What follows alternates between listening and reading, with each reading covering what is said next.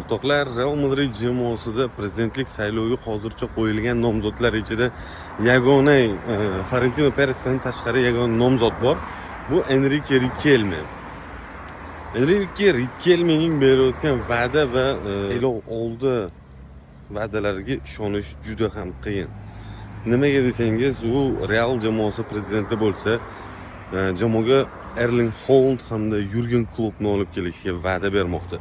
Yurgen Klopp o'z intervyusida aniq aytib o'tdi. Real Madrid jamoasini boshqarmasdim.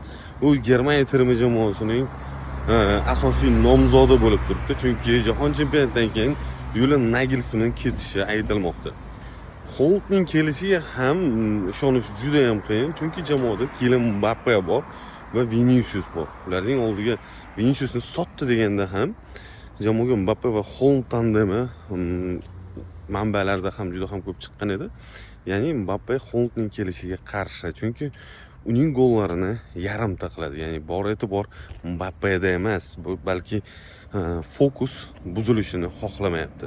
Sizlar nima deb o'ylaysizlar? Jamoaga agar Enrique Riquelme jamoa prezidenti bo'lsa, bu odamlarni olib kela oladimi, yo'qmi?